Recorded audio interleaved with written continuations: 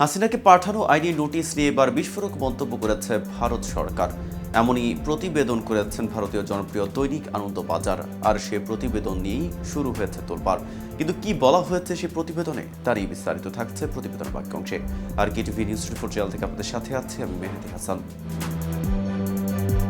আনন্দবাজারের প্রতিবেদনে বলা হয়েছে, বাংলাদেশের ক্ষমতাচ্যুত প্রধানমন্ত্রী শেখ হাসিনাকে দেশে ফেরাতে ইন্টারপোলের দ্বারস্থ হয়ে কার্যত নিজ দেশে ভারত বিরোধী রাজনৈতিক ভাষ্য তৈরি করতে চাইছে মোহাম্মদ ইউনূসের অন্তর্বর্তীকালীন সরকার।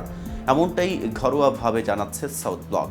বিদেশ মন্ত্রকের শীর্ষ সূত্রের বক্তব্য, এগুলি করা হচ্ছে বাংলাদেশের রাজনৈতিক গ্যালারিকে বার্তা দিতে। রেড কর্নার নোটিশ দিলেই যে ভারত ধরহরিকম্প হয়ে কোনো সিদ্ধান্ত নেবে এমন বিন্দুমাত্র সম্ভাবনা আদৌ নেই। বরং এই সময়ে দাঁড়িয়ে এই কথাই ঢাকাকে মনে করিয়ে দিতে চাইছেন কূটনীতিকেরা, দেশের অর্থনীতিকে কোণঠাসা অবস্থা থেকে ফিরিয়ে আনতে এবং ভবিষ্যতের ধাক্কা সামলাতে ভারতের সঙ্গে বাস্তবোচিত সম্পর্ক তৈরি করা উচিত। নয়াদিল্লির উপর রাজনৈতিক চাপ বাড়ানোর নীতি নিলে বাংলাদেশের অর্থনৈতিক পরিস্থিতির সুরাহা হবে না। আপাতত বিদ্যুৎ বকেয়ার বিষয়টি নিয়ে প্রবল চাপে রয়েছে বাংলাদেশের অন্তর্বর্তী সরকার।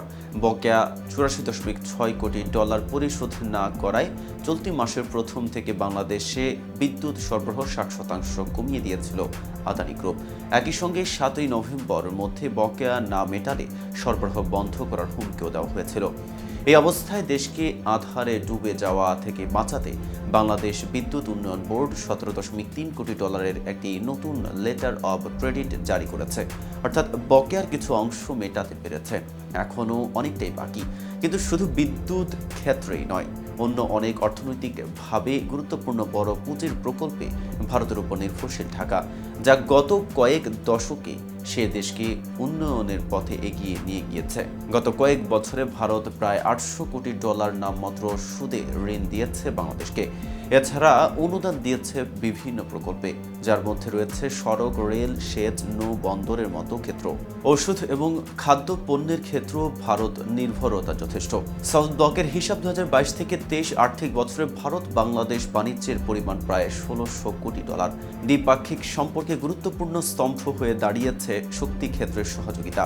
পাশাপাশি অয়েল ইন্ডিয়া এবং ওএনজিসি বিদেশ লিমিটেড যৌথ মঞ্চ তৈরি করে সে দেশের উপকূলবর্তী এলাকায় তেল নিষ্কাশনে বড় ভূমিকা নিয়েছে। প্রাকৃতিক বিপর্যয়, খাদ্য নিরাপত্তা, শক্তি ক্ষেত্রের নিরাপত্তার মতো বছর লেগে থাকা সংকটে নাস্তানাবুদ বাংলাদেশের অর্থনীতি।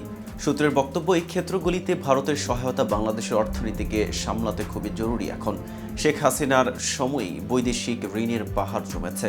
পরিস্থিতি এমন দিকে যাচ্ছে যা সামাজিকভাবে নৈরাজ্যের জন্ম দিতে পারে বলে আশঙ্কা করা হচ্ছে। জ্বালানি ও বিদ্যুৎ সহ কাঁচা বাজারেও মূল্য বৃদ্ধি আকাশ ছোঁয়া। বাংলাদেশ আর্থিকভাবে দেউলিয়া হয়ে পড়লে তা ভারত বটেই, গোটা দক্ষিণ এশিয়ার পক্ষেই চ্যালেঞ্জ হয়ে দাঁড়াবে।